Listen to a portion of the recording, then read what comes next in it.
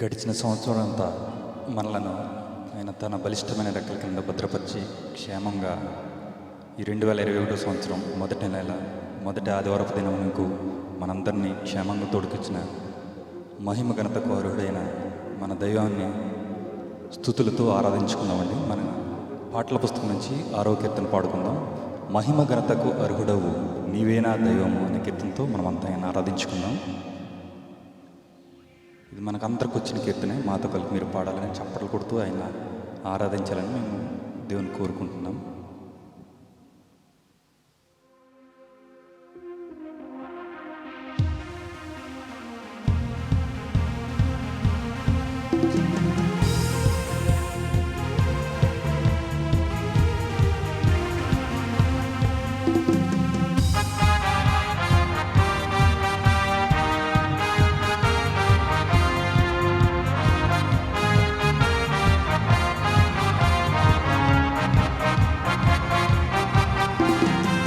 మహిమ ఘనతకు అర్హుడవు నీవే నా దైవము. మహిమ ఘనతకు అర్హుడవు నీవే నా దైవము. సృష్టికర్త ముక్తిదాత, సృష్టికర్త ముక్తిదాత స్తుతులకు పాత్రుడా. ఆరాధన నీకే, ఆరాధన నీకే, ఆరాధన నీకే, ఆరాధన నీకే, ఆరాధన స్తుతి ఆరాధన, ఆరాధన నీకే,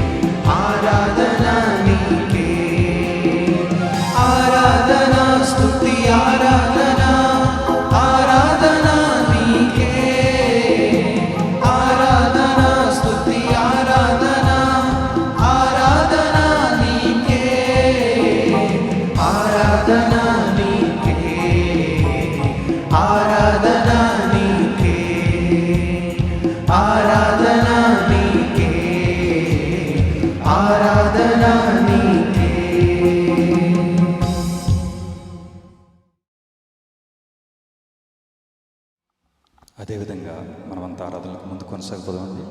మరి యొక్క కీర్తనతో మనం ఆయన ఆరాధించుకుందాం. మన కీర్తనల పుస్తకం నుంచి యెహోవా నా బలమా యథార్థమైనది అనే కీర్తనతో మనం అంతా ఆయన ఆరాధించుకుందాం. పాటల పుస్తకం నుంచి 78వ కీర్తన అండి. యెహోవా నా బలమా యథార్థమైనది నీ మార్గం అనే కీర్తనతో మనం అంతా ఆయన ఆరాధించుకుందాం. చప్పట్లు కొడుతూ ఆయన ఆరాధిస్తామండి.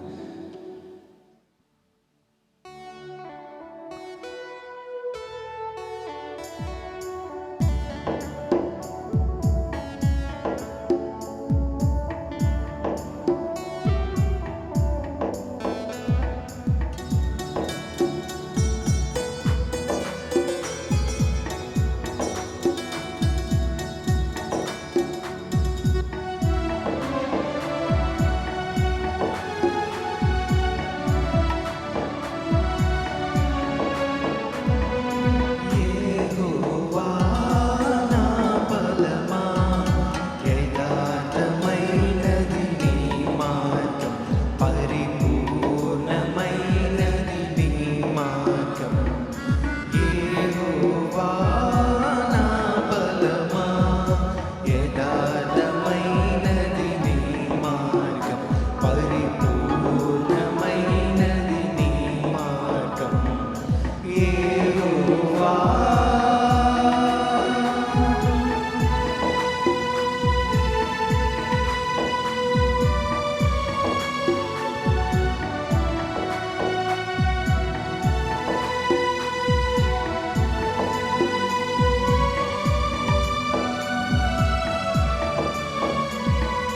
నా శత్రువులు నన్ను చుట్టినను నరకపు పాశములరికట్టినను నా శత్రువులు నన్ను చుట్టినను నరకపు పాశములరికట్టినను వరద వలె భక్తిహీనులు పోలిన వరద వలె భక్తిహీనులు పోలిన వదలకనను ఎడబాయని దేవా వదలకనను ఎడబాయని దేవా యెహోవా నా బలమా యథార్థమైనది నీ మార్గం పరిపూర్ణమైనది నీ మార్గం యెహోవా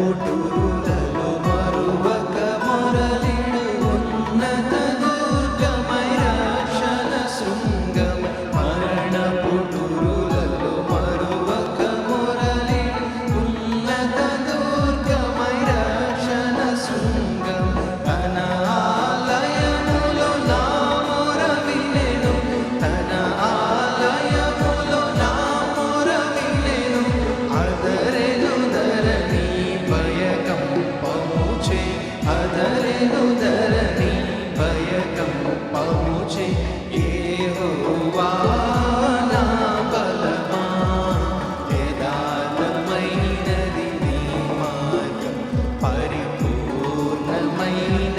నీ మార్గం యెహోవా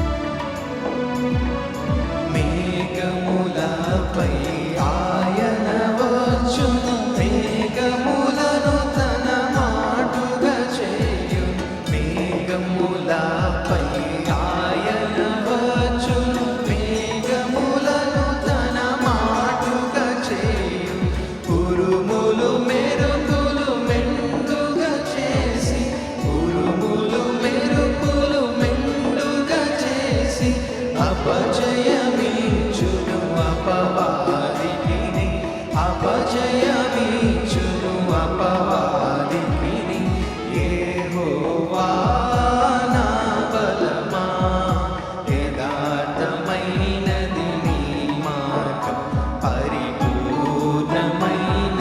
నీ మార్గం యెహోవా.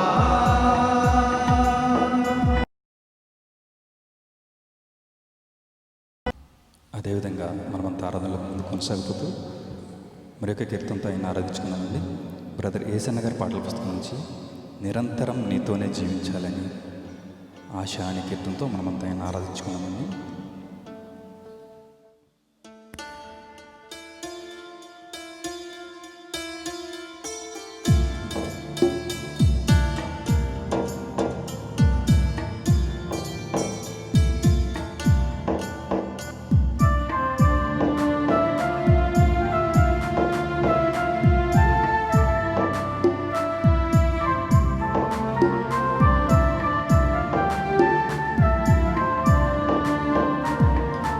నిరంతరం నీతోనే జీవించాలనే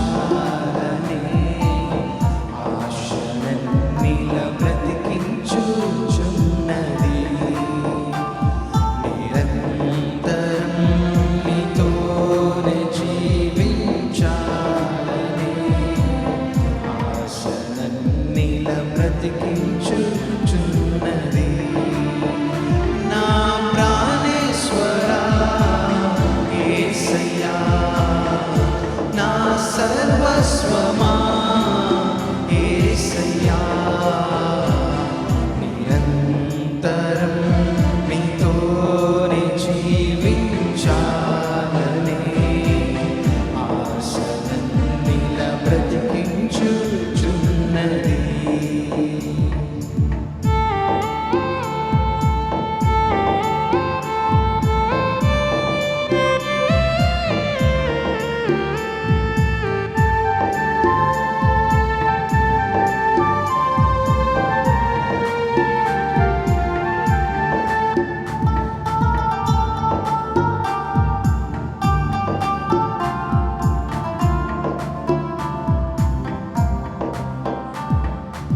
చీకటిలో నేనున్నప్పుడు నీ వెలుగు నాపై ఉదయించెను. చీకటిలో నేనున్నప్పుడు నీ వెలుగు నాపై ఉదయించెను. నీతోనే నేను వెలగాలని నీ మహిమ నాలో నిలవాలని నీతోనే నేను వెలగాలని నీ మహిమ నాలో నిలవాలని పరిశుద్ధాత్మాభిషేకముతో నన్ను నింపుచున్నావు నీ రాకడకై. పరిశుద్ధాత్మాభిషేకముతో నన్ను నింపుచున్నావు నీ రాకడకై. నిరంతరం నీతోనే జీవించాలనే ఆశనన్నిల బ్రతికించుచున్నది.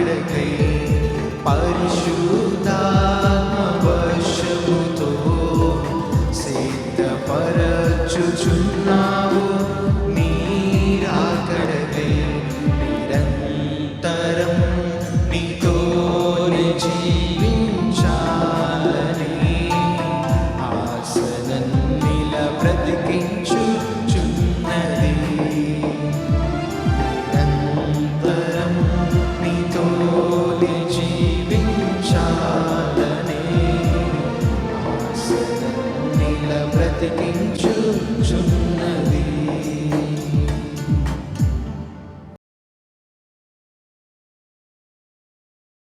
అదేవిధంగా ఆరాధన ముందుకు కొనసాగిపోతూ ఆరాధనలో చివరి కీర్తనగా మనకందరికి వచ్చిన కీర్తన పాడుకున్నామండి. నా జీవిత కాలం అంతా నేను కీర్తించిన చాలు నాని కీర్తనతో మనమంతా ఆయన ఆరాధించుకున్నాం.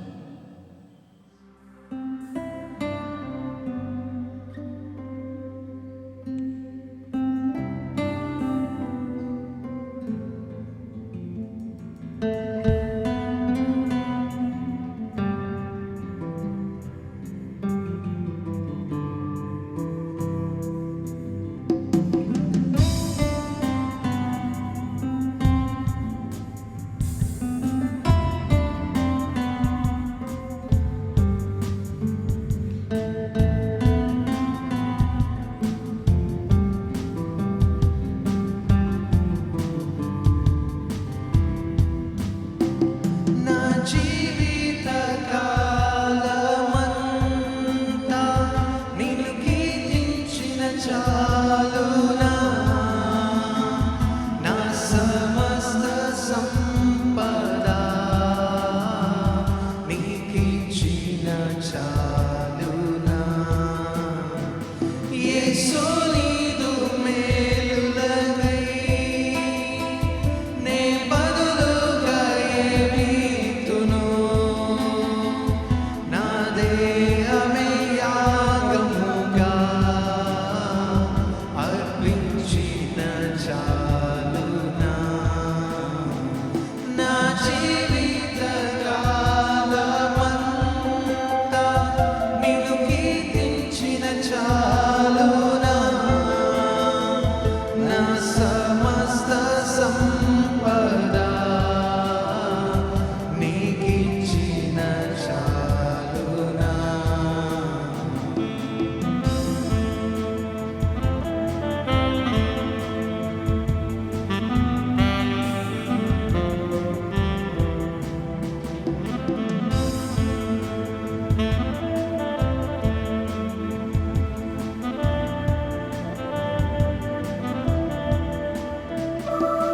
నా బాల్యమంతా నా తోడుగా నిలచి బ్రతికీడు నుండి తప్పించినావు. యౌవన కాలమున నీ త్రోవ తొలగిన మన్నించి నాతోనే కొనసాగినావు. ఎన్నో శ్రమలు ఆపదలన్నిటిలో నన్ను ధైర్యపరచి నన్ను ఆదుకున్నావు. యేసు నీవే నీవే యేసు నీవే నా సర్వస్వము. నా జీవిత కాలమంతా నిన్ను కీర్తించిన చాలునా. నా సమస్త సంపద నీకిచ్చిన చాలునా.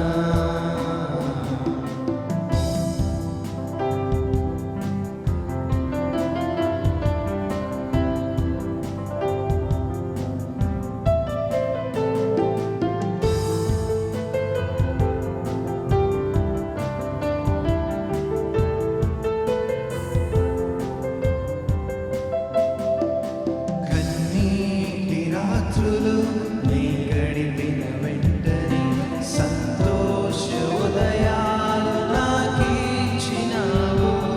హృదయాశలన్నీ నెరవేర్చినావు. యోగ్యుడను కాకున్నా హెచ్చించినావు. ఎంతో ప్రేమ మితిలేని కృపను నాపై చూపించి నన్ను ఆదుకున్నావు. యేసు నీవే నీవే యేసు నీవే నా ఆనందము. నా జీవిత కాలమంతా నిన్ను కీర్తించిన చాలునా. నా సమస్త సంపద నీకిచ్చిన చాలు.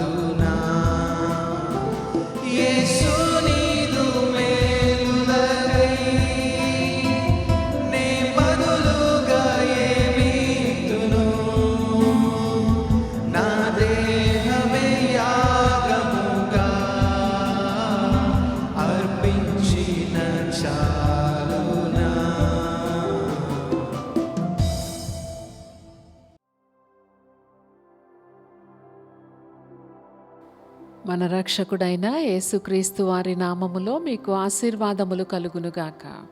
ప్రభు దినమందు ఈ రీతిగా మీరున్న చోటికి వచ్చి ఈ ప్రసార మాధ్యమాలను ఉపయోగించుకుంటూ దేవుని వాక్య పరిచర్య చేయడానికి కృపనిస్తున్న దేవునికి సమస్తమైన మహిమ కలుగునుగాక. మీరందరూ బాగున్నారు కదూ? దేవుడు మనకు అనుగ్రహించిన గొప్ప రక్షణను బట్టి, మనలను భూమి మీద సంరక్షిస్తున్న విధములను బట్టి మనమందరము వ్యక్తులుగాను, కుటుంబములుగాను, సంఘములుగాను దేవునికి కృతజ్ఞతాస్తుతులు చెప్పవలసిన వారిగా ఉన్నాం. గత కొన్ని వారములుగా యేసుక్రీస్తు వారు భూమి మీదకి వచ్చినప్పుడు చేసిన పరిచర్యలో చెప్పిన ఉపమానములను ఒకదాని వెంట ఒకటి మనము అధ్యయనం చేస్తూ కొన్ని పాఠములు నేర్చుకుంటూ ముందుకు సాగుతూ ఉన్నాం. ఆయన మాటలు వినేవారికి వారెల్లప్పుడూ జ్ఞాపకం పెట్టుకొని యేసయ్య మాటల చొప్పున జీవించడానికి వీలుగా దరిదాపుగా సువార్తలలో మనమండి 40 ఉపమానాల వరకు చేస్తాం. అనేక అంశాలను గూర్చి ఆయన వారికి బోధించడం జరిగింది. వారు చుట్టూ జరుగుతున్న సంఘటనలను చిన్న చిన్న కథల రూపంలో వాళ్ళకి చెబుతూ నిత్యత్వానికి ఏ విధముగా సిద్ధపడాలో, భూమి మీద దేవుని పైన ఏ విధముగా ఆధారపడి అనుదిన యాత్రను కొనసాగించుకోవాలో తెలియజేసే ఉపమానములు యేసుక్రీస్తు వారు బోధించడం జరిగింది. ఈ సమయంలో యేసుక్రీస్తు వారు ప్రార్థనలో ఎంత పట్టుదలగా ఉండాలో ఆయన శిష్యులకి ఆయన నేర్పించే క్రమములో చెప్పిన ఉపమానము. ఇది ఒక స్నేహితుని పట్టుదలను గూర్చిన ఉపమానము. ఈ ఉపమానము చెప్పిన సందర్భాన్ని ఒకంత మీకు జ్ఞాపకం చేయాలని నేను ఉద్దేశిస్తూ ఉన్నాను. యేసుక్రీస్తు వారు ప్రార్థన చేసి ముగించిన తరువాత ఆయన శిష్యులు ఆయన దగ్గరికి వచ్చి మాకు కూడా ప్రార్థన నేర్పించు అని అడగడం జరిగింది. అడిగిన వారికి యేసుక్రీస్తు వారు ప్రార్థన నేర్పించారు. శిష్యులైన వారికండి గొప్ప కనికరము, కృప ఉంది. దేవుని సన్నిధానములో యుక్తముగా మనమేమి అడగాలో పరిశుద్ధాత్మ దేవుడు మనలను ఎల్లప్పుడూ కూడా నడిపించును. యేసుక్రీస్తు వారిని ప్రార్థన ఎలా చేయాలో నేర్పించమని వాళ్ళు అడిగారు. వాళ్ళకి నేర్చుకోవాల్సిన అవసరత ఉందని అర్థమైంది. యేసుక్రీస్తు వారు తెలియచేసే ప్రార్థన సరైనది అని వాళ్ళు నమ్మారు. మరొక సువార్తలో మనం చూస్తాం, యేసుక్రీస్తు వారి శిష్యులు ఆయన యొద్దకు వచ్చి అడిగారట, యోహాను తన శిష్యులకి ప్రార్థన నేర్పించినట్లుగా నీవు కూడా మాకు ప్రార్థన చేయడం నేర్పించమని. వెంబడిస్తున్న ఈ శిష్యులు యేసుక్రీస్తు వారిని అడగడం జరిగింది. అడిగిన వాళ్లకు యేసుక్రీస్తు వారు ఎలా ప్రార్థన చేయాలో నేర్పించారు. ఆనాటి శిష్యులకే కాదు, ఈనాడు యేసుక్రీస్తు వారి రాకడ వచ్చే వరకు, ఆయన మహిమలో మనము ప్రవేశించే వరకు కూడా చేయవలసిన ప్రార్థనా విధానాన్ని యేసుక్రీస్తు వారు నేర్పించడం జరిగింది. దేవుని బిడ్డలారా, మన ప్రార్థనలు యేసుక్రీస్తు వారిని వెంబడిస్తున్న ప్రజలుగా మనము వాక్యానుసారముగా ప్రార్థిస్తున్నామా? యేసయ్య నేర్పించిన ప్రార్థనా విధానాలతో మన ప్రార్థన ఏమైనా సారూప్యం కలిగి ఉందా? మొత్తము కలిగి ఉందా? ఈ ప్రశ్నలు మనం కలిగి ఉండాలి. అలా అయితే ఏం జరుగుతుంది? పరిశీలన చేసుకుని అవసరమైన మార్పులు చేసుకుని ఆధ్యాత్మిక జీవితంలో ఎదుగుతూ ముందుకు సాగడానికి, దైవ చిత్తానుసారముగా దేవుని సముఖంలోకి చేరి మనవి చేయడానికి సాధ్యపడుతుందండి. యేసుక్రీస్తు వారు ఎలా ప్రార్థించాలో నేర్పించిన ప్రార్థనలో, అది లార్డ్స్ ప్రేయర్ అంటాం, శిష్యులకు నేర్పింపబడిన ప్రార్థన. దానిలోనండి 6 సంగతులు మనం ముఖ్యముగా గమనిస్తాం.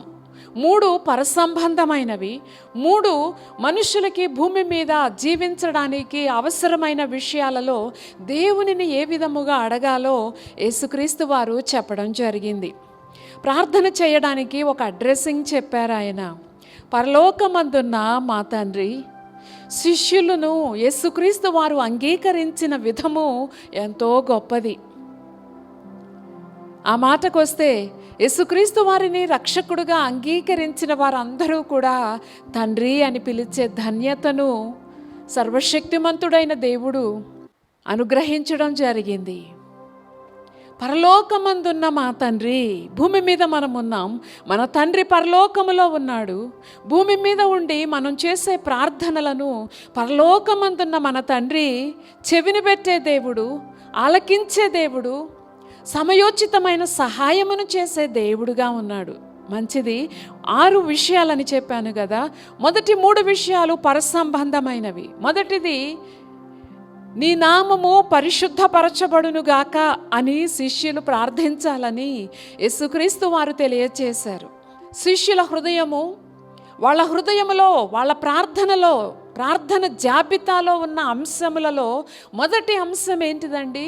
మీ నామము పరిశుద్ధపరచబడునుగాక. మనలను బట్టి దేవుని నామము దూషణ పాలు అవుతుంది. మనలను బట్టి దేవుని నామము మహిమపరచబడుతుంది. మనలను బట్టి దేవుని నామము పరిశుద్ధపరచబడుతుంది. ఎలా? దేవుని మాటల చొప్పున మనం జీవించినప్పుడు, యేసయ్య చెప్పిన మాటల యందు మనము విశ్వాసం ఉంచి ఆ మాటలను సాధన చేస్తూ ముందుకు సాగితే దేవుని నామానికి మహిమ కలుగుతుంది. దేవుని నామము పరిశుద్ధపరచబడుతుంది. దేవుని బిడ్డలారా, యేసయ్యను అంగీకరించానని చెప్పుకుంటూ ఆయన వాక్యాన్ని ప్రక్కన పెట్టేసి దేవుని మాటలను ఎరుగనన్నట్టుగా జీవితాన్ని గడుపుతూ ఉంటే మనలను ఈ లోకము చూస్తూ ఉంది. మన సొంత జనులు మనల్ని చూస్తూ ఉన్నారు. దేవుని నామము దూషణ పాలు అవుతుంది. ఆయన కృపామహిమకు కీర్తి కలుగునట్లుగా క్రీస్తు యేసునందు ఆయన మనలను ఏర్పరచుకొని ఉన్నారు. మన జీవితాలలో యుక్తమైనది ఏంటిదండి? ఆయన నామమును మహిమపరచడం. అందుకనే ఈ అంశాన్ని మొదటిదిగా యేసుక్రీస్తు వారు చెప్పారు. దేవుని బిడ్డ, ఎంతో కాలముగా నీవు నేను ప్రార్థన చేస్తూ ఉన్నాము కదా. ఈ సమయంలో మన ప్రార్థనని మనం పరిశీలన చేసుకుందాం. నాతో కూడి మీరు ప్రయాణం చేయవలసిందిగా ప్రభువు పేరిట నేను మీకు మనవి చేస్తూ ఉన్నాను. మన ప్రార్థనలో మొదటి అంశము, తండ్రి, నా ప్రాణదాత, నా విమోచకుడా, నాకు యాజకుడుగా ఉన్న దేవా, నా పక్షాన విజ్ఞాపనలు చేస్తున్న తండ్రి, నా కోసం స్థలం సిద్ధపరుస్తున్న యేసయ్య, నిరంతరము మీ సముఖములో ఉండడానికి ఏర్పాట్లు చేసిన యేసయ్య, మీ నామము భూమి మీద పరిశుద్ధపరచబడునుగాక. ఈ ప్రార్థన హృదయాంతరంగములో నుండి మొదటి అంశముగాను ప్రాముఖ్యమైన విషయముగాను మన జీవితాలలో ఉండాలి. దేవుని బిడ్డలారా, రెండవది, నీ రాజ్యము వచ్చునుగాక. రక్షింపబడిన వారికి యేసుక్రీస్తు వారు చెప్పిన మాటలు ఏంటిదండి? మొదట నా రాజ్యమును నా నీతిని మీరు వెదుకుడి, ఆ మీదట మీకు కావలసినవన్నీ అనుగ్రహింపబడును. మీకేం కావాలో మీ పరలోకపు తండ్రికి తెలుసు. మొదట అడగవలసింది, వెదకవలసింది ఏంటండి? వెదకాలండి. మన జీవితంలో దేవుని రాజ్యం ఉండే విధముగా ఆయన సముఖములో చేరి ప్రార్థనలో ఆయనను వెదకాలి. దేవుని మాటలలో ఆయన సన్నిధిని వెదకాలండి. మన తలంపులలో ఆయన రాజ్యం ఉండాలి, మన మాటలలో ఆయన రాజ్యం ఉండాలి, మన క్రియలలో ఆయన రాజ్యము ఉండాలి, మన ప్రవర్తనలో ఆయన రాజ్యము డామినెంట్గా కనిపించాలి. వాక్యము అమలు అయ్యేది ఎంతో స్పష్టముగా మన జీవితాలలో కనబడాలి. దేవుని బిడ్డలారా, ఇది బోధకుల ఆశ కాదు, ఇది గొప్ప భక్తుల ఆశ కాదు. రక్షింపబడిన వారందరి పట్ల శిష్యుడును శిష్యురాలుని అని చెప్పుకోవడానికి ఆశించే ప్రతి ఒక్కరి విషయంలో ఇది యేసుక్రీస్తు వారి ఉద్దేశమై ఉన్నది, ఆలోచన అయి ఉన్నది, ఆయన చిత్తమై ఉన్నది. దేవుని బిడ్డ, ఆయన రాజ్యాన్ని ఎలా వెతుకుతున్నావు? ఇదే ప్రశ్న నాకు.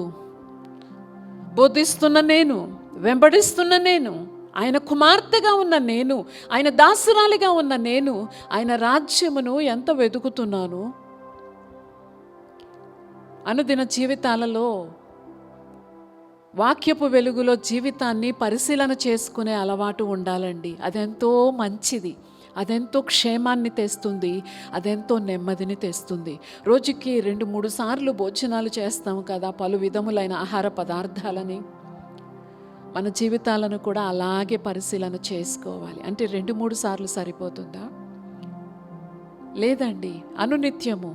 అసలు పరిశీలన అనేది అలవాటు ఉంటే మన ఆలోచనల విషయంలో పరిశుద్ధాత్మ దేవుడు మనకి గుర్తు చేస్తాడు. ఏంటి ఎలా చేస్తున్నావు? మనం మాట్లాడుతూ ఉంటే ఆయన మనతో మాట్లాడతాడు. ఏంటిది ఇలా మాట్లాడుతున్నావు? ఏ వాక్యపు వెలుగులో నువ్వు మాట్లాడింది రైట్? ఈ వాక్యపు వెలుగులో నువ్వు మాట్లాడింది తప్పు కదా? పశ్చాత్తాపానికి, ఒప్పుకోలు వైపుకి పరిశుద్ధాత్ముడు మనలో ఉండి మనల్ని నడిపిస్తాడండి. మన క్రియలు సరిగా లేకపోతే వెనువెంటనే చెబుతాడు. మనం ఆయనకి ఆ స్థానమును మన జీవితాలలో ఇవ్వాలి. దేవుని బిడ్డలారా, దేవుని సముఖంలోనికి వెళ్ళినప్పుడు మనకేం కావాలో మనం చెప్పడం కంటే ఆయన ఏం చెప్పారో జ్ఞాపకం పెట్టుకుని ఆ విధముగా జీవిస్తూ ఆయన సముఖంలోనికి వెళ్ళినప్పుడు ఆ ప్రార్థన విధానమే వేరు, ఆ విన్నపాల విషయాలే వేరు, ఆ ధైర్యమే వేరు. దేవుని బిడ్డలారా, యేసయ్య చెప్పారు శిష్యులకి, 3వ అంశము, నీ చిత్తము జరుగునుగాక. ఎలాగా? పరలోకమందు నీ చిత్తము జరుగుతున్నట్లుగా భూమి మీద నెరవేర్చబడునుగాక. పరలోకములో దేవుని చిత్తం ఎలా జరుగుతుంది? 2 మాటల్లో చెప్తా. దేవుని చిత్తానికి అక్కడ దూతలు ఆలస్యం చేయరు, సందేహించరు, ప్రశ్నించరు, సణగరు, వెంటనే విధేయత చూపిస్తారు. పరలోకములో దేవుని చిత్తం అలా కాకుండా ఇంకెలాగైనా జరుగుతున్నది అని మీలో ఎవరికైనా అనిపిస్తుందా? అనిపించదండి, అనిపించదు. పరలోకములో ప్రభువు ప్రభుత్వము నిరాటంకముగా నిత్యము అమలు అవుతూనే ఉంది. ఆయన యందు విశ్వాసముంచిన దేవుని బిడ్డలలో, ఈ ఆత్మీయ జీవితాలలో, ఈ శరీరం అనే గుడారములో ఉండగా విశ్వాసముతో మన ఆశ, మన ధ్యాస ఏమై ఉండాలి? పరలోకములో ఆయన చిత్తం జరుగుతున్నట్లుగా నాలో జరగాలి. వాస్తవానికి మనం ఎంత అల్పజీవులమండి. మనలో దేవుని చిత్తం జరిగించడానికి సరిపడా వెసులుబాటు, సరిపడినన్ని వనరులు, సరిపడినంత అనుకూలత, సరిపడినంత పరిశుద్ధత ఎన్ని ఉన్నాయా మన దేహంలో? లేవండి. పరిశుద్ధాత్మ దేవుడు, కుమారుడైన యేసుక్రీస్తు వారి ఆత్మ, పరిశుద్ధాత్ముడు మనలో నివాసం ఉంటున్నందు చేత ఇది సాధ్యపడుతుంది. దేవుని చిత్తం చేయగలుగుతున్నామా? అది అతిశయపడే విషయం కాదు. ఈ మంటి దేహాలలో మీరు నివాసం ఉండడానికి కోరుకున్నారు ప్రభువా, కృతజ్ఞతలని చెప్పే మనల్ని మనం మరింతగా తగ్గించుకొని సాత్వికులమై, దీన మనస్కులమై, హృదయమారా ప్రభువుకి ఆరాధన చేయవలసిన వారిగా ఉన్నాం. దేవుని బిడ్డలారా, ఈ 3 విధములైన విన్నపాలు ప్రార్థనలో ఉండవలసిన మొదటి 3 అంశాలు ఇవి. ఆయన నామం పరిశుద్ధపరచబడాలి, ఆయన రాజ్యం రావాలి, ఆయన చిత్తం జరగాలి. 4వ విషయం, సెకండ్ డివిజన్లో మిగతా 3 విషయాలలో మొదటిది, అనుదినాహారము దయచేయి. యేసయ్య సముఖంలోనికి చేరి ఆహారము కావాలని, భూ సంబంధమైన, జీవన సంబంధమైన వసతులు కావాలని, పోషణ కావాలని దేవునిని అడగడం తప్పు కాదండి. అడగాలి, శిష్యులు అడగాలి. అనుదినాహారము దయచేయి. ఎంతో నిజం కదా. ఆహారం కొనుక్కు రావడానికి ధన సముపార్జన ఒక విషయం, ఉద్యోగాలుండి, వ్యాపారాలుండి ఆ ధనంతో ఆహారాన్ని కొని తెచ్చుకోవడం ఒక విషయం. రెండవది, క్షేమాన్ని, నెమ్మదిని, సమాధానాన్ని కలిగి ఆహారాన్ని సిద్ధపరచుకోవడం ఒక విషయం. ఆరోగ్యాన్ని కలిగి భుజించడం మరొక విషయం. ఇవన్నీ కలిపి అనుదినాహారము మాకు దయచేయి. నీ ప్లేట్ ముందు నువ్వు కూర్చున్నప్పుడు ఇవన్నీ గుర్తు చేసుకుని దేవునికి కృతజ్ఞతాస్తుతులు చెల్లిస్తే భోజనాల దగ్గర సణుగు గొణుగు ఉండదండి. ఇంత కృప చూపావా యేసయ్యా? అది పచ్చడితో భోజనం చేసిన ఎంత కృప చూపావయ్యా, మీకు వందనాలు. ఇన్ని కృపలు చూపితే కానీ నేను నా ప్లేట్ ముందు కూర్చుని తినడం లేదయ్యా, మీకు వందనాలు యేసయ్యా అని మనం చెప్పాలి. మరో సందర్భంలో దేవుడు అంటాడు తన ప్రజలతోనండి, ఈ ప్రజలు నన్ను జ్ఞాపకం చేసుకొనకయ్యే ఆహారమును మృంగుచున్నారు. కృతజ్ఞతాస్తుతులు మనం చెల్లించాలి. ప్రార్థనలో మరొక విన్నపం, మేము మా విరోధులను క్షమించిన ప్రకారము మమ్ములను కూడా నీవు క్షమించు అని ప్రార్థన చేయమని యేసుక్రీస్తు వారు తెలియచేయడం జరిగింది. మేము మాకచ్చి ఉన్న ప్రతి వానిని క్షమించుచున్నాము గనుక మా పాపములను క్షమించుము అని ఉంది. లూకా సువార్త 11వ అధ్యాయము 4వ వచనములో. మేము క్షమించుచున్నాము గనుక మమ్ములను క్షమించు, మా పాపములను క్షమించు. విరోధమైన కార్యాలు ఎవరికి ఎవరు చేసినా అది బాకీ పడిన దానితో సమానమండి. మనకి సహజంగా తెలుసు, డబ్బు తీసుకుంటే అది అచ్చి ఉన్నాం, బాకీ ఉన్నాం మనం కదండి.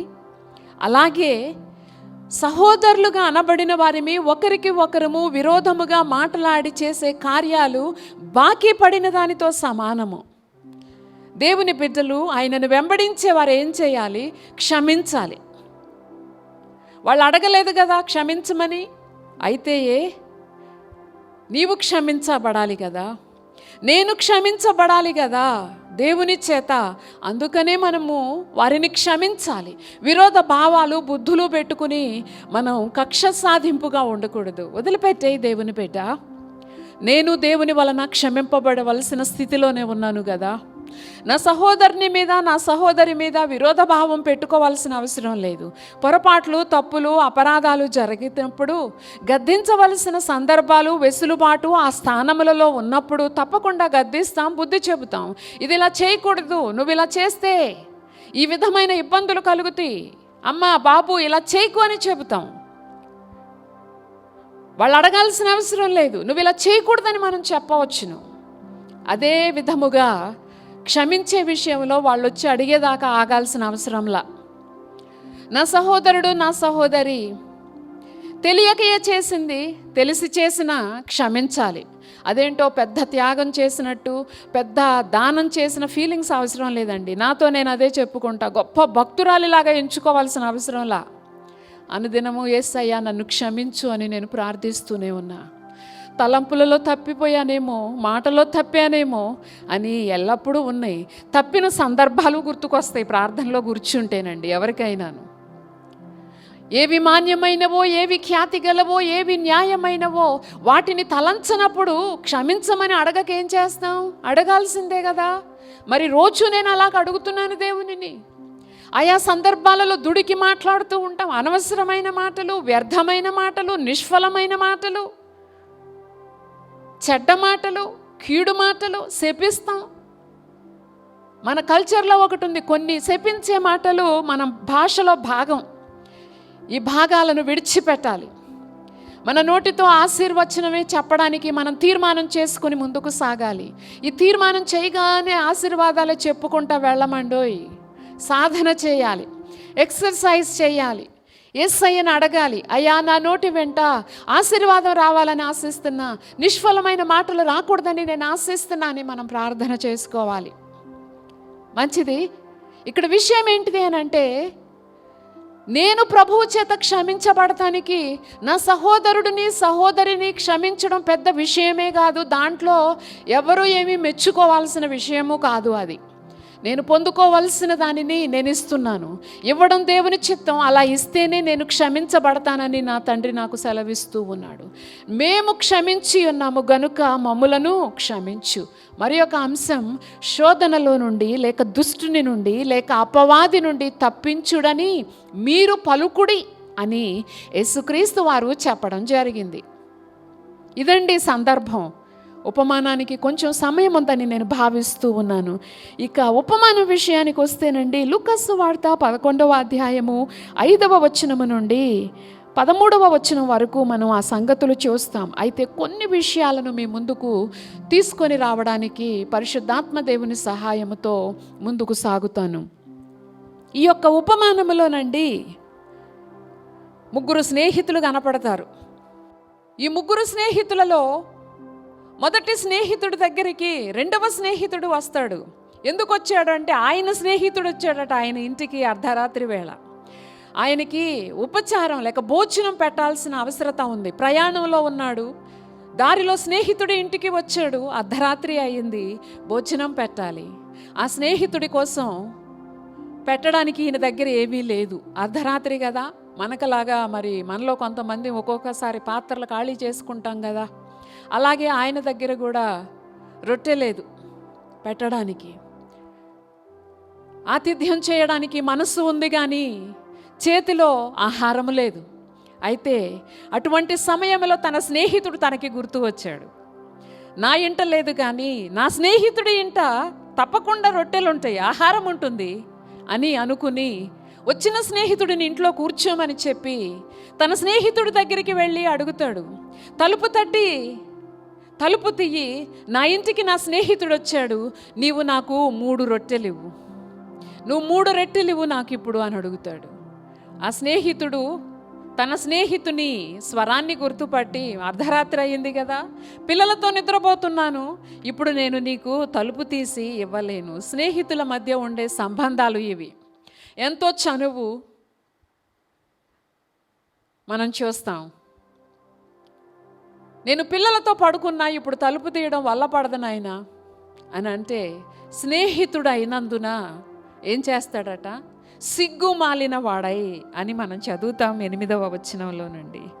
సిగ్గుమాలిన వాడై తలుపు తట్టి నీవు నాకు ఆ 3 రొట్టెలు ఇవ్వాల్సిందే అని అడిగితే, మాటి మాటికి ఇలాగ అడిగినందున తన స్నేహితుడు లేచి కావలసిన దానిని అతనికి ఇచ్చును అని మీతో చెప్పుచున్నాను అని యేసుక్రీస్తు వారు చెప్పడం జరిగింది.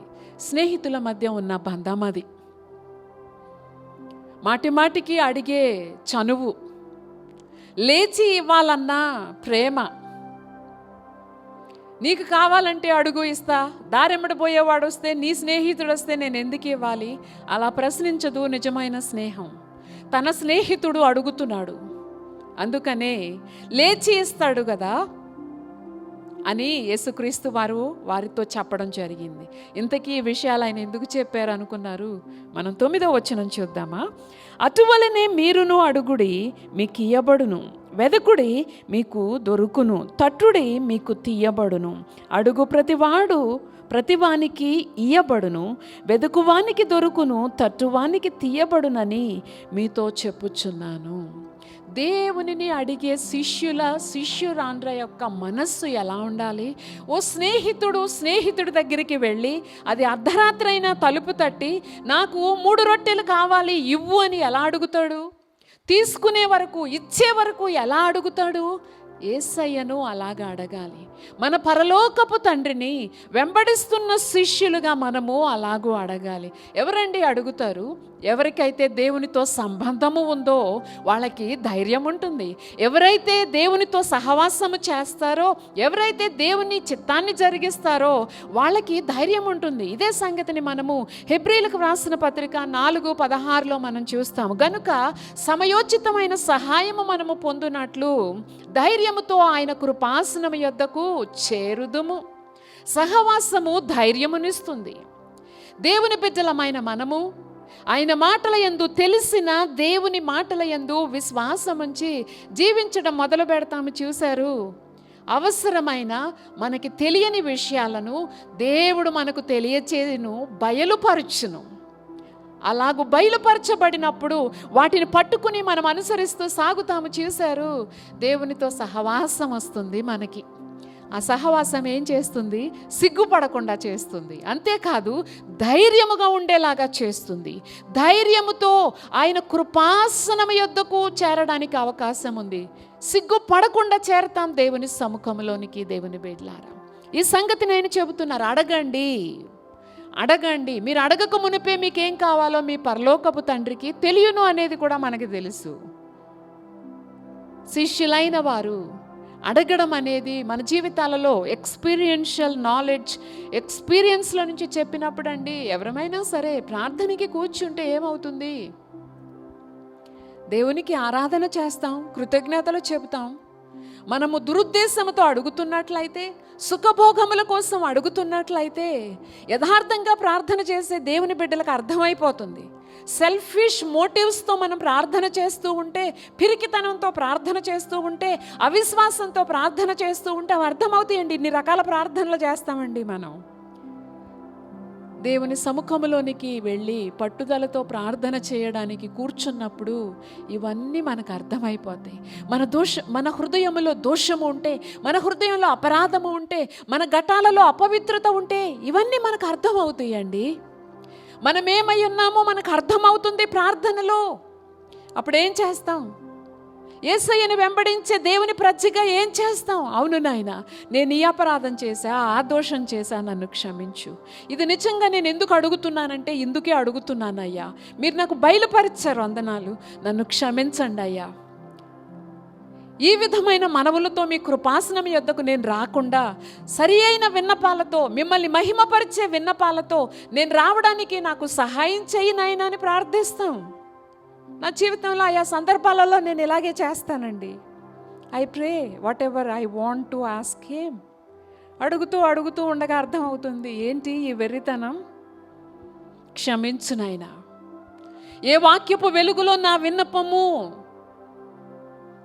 సరిపోతూ ఉంది? ఏ వాక్యపు వెలుగులో దేవుని సముఖములో ఆమోదయోగ్యంగా ఉంటుంది నా విన్నపం? ఈ ప్రశ్న నాకుండాలి, నీకుండాలి దేవుని బిడ్డ. యేసుక్రీస్తు వారు చెబుతున్నారు, అడగండి. ఎందుకు? దేవునితో సహవాసంలోనికి మనం వస్తాం. మన అంతరంగ జీవితం, మన జీవితం మనకి కనిపిస్తుంది. దేవునితో సమాధాన పడతాం, దేవునితో క్లోజ్ రిలేషన్షిప్లోకి వస్తాం, దేవుని యందు విశ్వాసంలో పెంపొందుతామండి.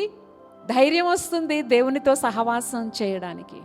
అందుకనే ఆయన అడగండి, వెదకండి, తట్టండి ఇవన్నీ చెప్పడం జరిగింది. దేవుని బిడ్డ, యేసుక్రీస్తు వారిని అంగీకరించి ఎంతకాలమైంది? నీ ప్రార్థనా జీవితం ఎలా ఉంది? పరిశీలన చేసుకోవటం ఎంతో మంచిది, ఎంతో ఆశీర్వాదాన్ని, నీకు సంతోషాన్ని తీసుకొని వస్తుంది. మరి ఒక విషయం చెప్తారు ఆయన 10వ వచనంలో, 11 అండి. మీలో తండ్రి అయిన వాడు తన కుమారుడు చేపనడిగితే చేపకు ప్రతిగా పామునిచ్చునా, గురుడ్డునడిగితే తేలునిచ్చునా? మరి యొక్క సాదృశ్యాన్ని వారి ముందుకు తీసుకొని వస్తున్నారు. ఏమని? మీ పిల్లలు కానీ మిమ్మల్ని వచ్చి చేపను అడిగితే మీరు పామిస్తారా? ఎవ్వరూ ఇవ్వం కదండి.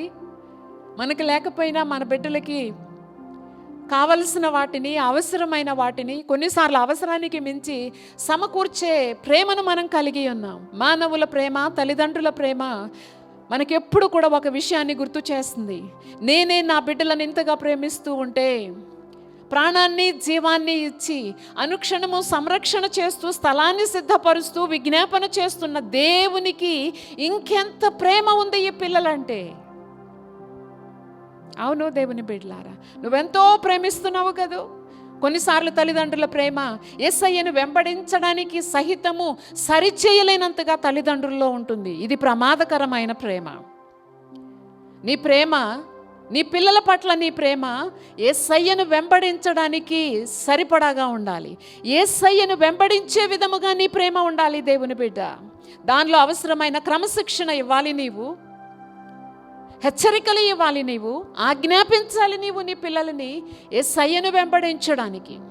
యేసయ్యతో సాగే విధముగా నువ్వు చూడాలి. నీ ప్రేమ పిల్లలు భక్తిహీనులైనా చూసి చూడనట్టుగా ఉండే ధోరణిలోనికి ఎప్పుడూ నడిపించకూడదు. ఆ ప్రేమ పరసంబంధమైన ప్రేమ కాదు, ఆ ప్రేమ ప్రయోజనకరమైన ప్రేమ కాదు దేవుని బిడ్డలారా. యేసుక్రీస్తు వారు అడుగుతున్నారు, మీ పిల్లలు మిమ్మల్ని చేప అడిగితే మీరు పామిస్తారా? ఇవ్వమనేది జవాబు మనది. అవునండి. మీ పిల్లలు కానీ వచ్చి ఒక కోడిగుడ్డు పెట్టమ్మా, ఒక ఆమ్లెట్ అయ్యి బాయిల్ చేయని అడిగితే మీరు కానీ తేలుని తీసుకొచ్చేస్తారా? మీ పిల్లలకి చేతిలో తేలు పెడతారా? ఎందుకు పెడతామండి? పెట్టనే పెట్టం. అదొకవేళ కుడితే మన చేతిలో గట్టిగా పట్టుకుంటాం, కానీ పిల్లల చేతిలో తేలు పెడతామా? పెట్టం. యేసుక్రీస్తు వారు అడుగుతున్నారు, ఇప్పుడు వినండి అని ఆయన వారితో చెబుతూ చెప్పిన మాటలు 12.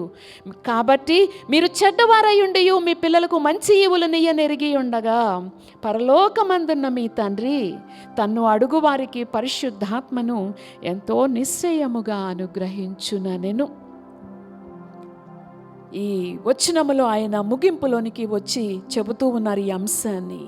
మీరు ఇలా చెయ్యరు కదా, మీ పిల్లలు ఏది అడిగితే అది ఇస్తారు కదా. మీరు మీ పరలోకపు తండ్రిని మీరు పరిశుద్ధాత్మను అడిగినట్లయితే ఆయన నిశ్చయముగా అనుగ్రహించునని, ఎంతో నిశ్చయముగా అనుగ్రహించునని మీతో నిశ్చయముగా చెప్పుచున్నాను అని ఆయన శిష్యులకి చెప్పడం జరిగింది. పరిశుద్ధాత్మ దేవుని నడిపింపు మనకుండాలి. పరిశుద్ధాత్ముడు మనకి బోధిస్తాడు. ఆయన జ్ఞాపకం చేస్తాడు. యేసయ్య చిత్తం మనల్ని చేయడానికి, యేసయ్య చిత్తాన్ని జరిగిస్తూ ఉండగా మనము కృంగినప్పుడు, బలహీనపడినప్పుడు ఆయన మనలను ఆదరిస్తాడు. పరిశుద్ధాత్ముడు వరములను ఇస్తాడు. పరిశుద్ధాత్మ దేవుడు ఆయనిచ్చిన వరములు కార్యసాధకమయ్యేలాగా మన జీవితంలో కార్యకారిగా ఉన్నాడు. పరిశుద్ధాత్మ దేవుని నడిపింపుని మనం కోరుకోవాలి. పరిశుద్ధాత్మ దేవుని నింపుదల, పరిశుద్ధాత్మ దేవుని నడిపింపు, పరిశుద్ధాత్మ దేవుని బాప్తిస్మము, ఈ అనుభవాలు దేవుని బిడ్డల జీవితాలలో ఉండాలి.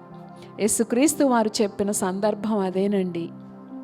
ప్రార్థన చేయమని వాళ్ళకి చెప్పి, అడిగితే వాళ్ళకి ఎలా ప్రార్థించాలో నేర్పించి మరికొన్ని విషయాలు ఆయన వాళ్ళకి చెప్పారు.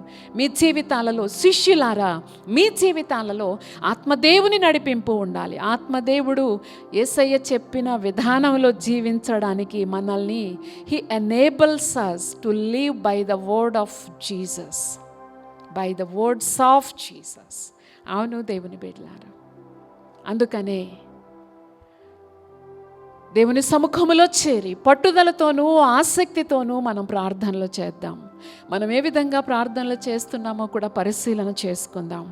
అపోస్తలుడైన యాకోబయ్య పత్రికలో మనం చదువుతాము కదా, 4వ అధ్యాయము 3వ వచనం. మీరు దేవునిని అడగనందున మీకేమీ దొరకట్లా. ఒకటి, అడిగితే కూడా మీరు దురుద్దేశంతో అడుగుతున్నారు. దురుద్దేశం అంటే ఏంటి? మీ భోగముల నిమిత్తము వినియోగించుటకై మీరు దురుద్దేశముతో అడుగుతున్నారు గనుక మీకేమీయూ దొరుకుటలేదు. మన ప్రార్థన లక్షణాలు, మన ప్రార్థనలో ఉన్న బిహైండ్ మోటివ్స్ ఏంటి, ఉద్దేశం ఏంటి అనేది మనం ఎరిగిన వారుగా ఉండాలి. మనం తెలుసుకోవాల్సిన బాధ్యత మన పైన ఉంది. అందుకే లేఖనాలలో వ్రాయబడి ఉన్నాయి, మీరు ఇలా అడగబాకండి, మీరు ఇలా అడగండి, దురుద్దేశంతో అడగబాకండి, దేవుని నామ మహిమార్థముగా అడగండి, దేవుని చిత్తానుసారముగా అడగండి. ఆయన ఏమి నేర్పించారండి ప్రార్థనలో? ఆయన నామం పరిశుద్ధపరచబడాలి, ఆయన రాజ్యం రావాలి, ఆయన చిత్తం జరగాలి. ఆయన చిత్తానుసారముగా మనం అడిగే ప్రతిదీ ఆయన మనకు దయచేస్తారు. ఎవరైతే యేసయ్యతో సహవాసం చేస్తారో ప్రార్థనలో, వాళ్ళు దేవుని చిత్తానుసారముగా మనవి చేయడానికి అవకాశం ఉంది. ఎవరైతే పరిశుద్ధాత్మ దేవుని గైడెన్స్లో ఉంటారో దేవుని చిత్తానుసారమైన మనవులు చేయడానికి మంచి అవకాశాన్ని కలిగి ఉంటారు. ఈ వాక్యమును వింటున్న దేవుని బిడ్డలారా, దైవజనమా, నా తోటి సహోదరులారా, సహోదరిలారా, దేవుని మాటల వెలుగులో మన జీవితాలను పరిశీలన చేసుకుందాం.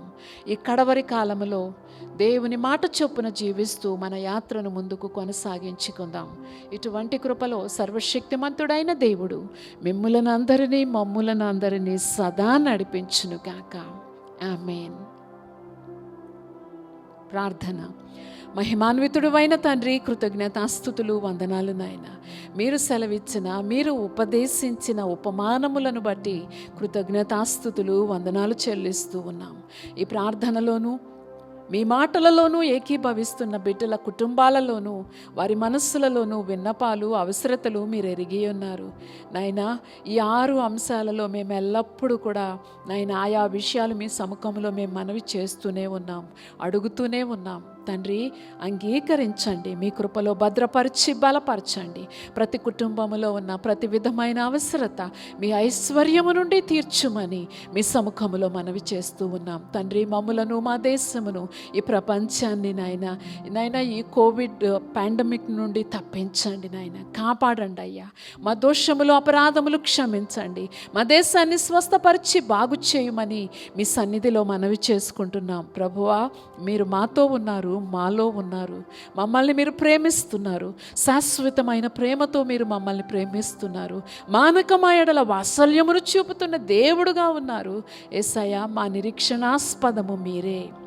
మీ బిడ్డలైన వారు నాయన మీ పరిచర్యలు చేస్తూ, ఆయా బాధ్యతలు నిర్వహిస్తూ, ఆయా ఈ వైరస్ బారిన పడిన వారు ఉన్నారు. మీ కృపను, దయను చూపి గొప్ప ఆరోగ్యాన్ని, క్షేమాన్ని, సంతోషముతో బయటికి వచ్చి మీ సముఖములో కృతజ్ఞతాస్తుతులు చెల్లించినట్లుగా మీ అనుగ్రహమును చూపించుమని, మీ దయను చూపించుమని మీ సముఖములో మనవి చేస్తూ ఉన్నాం. ప్రార్థనలను ఆలకించు దేవా, మీ సన్నిధిలో విజ్ఞాపన చేస్తున్నామయ్యా. మా ప్రార్థనలో అంగీకరించండి. ప్రార్థిస్తున్న మా దోషముల అపరాధములు క్షమించండి. మా మనవులను అంగీకరించి సహాయము చేయుమని, కృపను చూపుమని మీ సముఖములో విన్నవించుకుంటూ నజరేయుడైన యేసయ్య పరిశుద్ధ నామములో అడిగి వేడుకుంటున్నాము తండ్రి. ఆమేన్. God bless you. ఆశీర్వాదపు కీర్తన, ఆశీర్వాదంతో సెలవు తీసుకుందాం. ఈ వాక్యాలను ధ్యానించండి, మర్చిపోవద్దు. అనుదిన వాక్యాలను వింటూ మీరు ఆత్మలో బలపడి స్థిరపడాలని ఎంతగానో ఆశిస్తూ ఉన్నాను. అనుసరణీయమైన అడుగులు అనే ఆడియో సందేశములు మనందరి ఆత్మీయ జీవితానికి తప్పక దోహదకరంగా ఉంటాయి. మీరు వినండి, మీకు తెలిసిన వారికి పరిచయం చేయవలసిందిగా నేను మనవి చేస్తూ ఈ మాటలు ముగిస్తూ ఉన్నాను.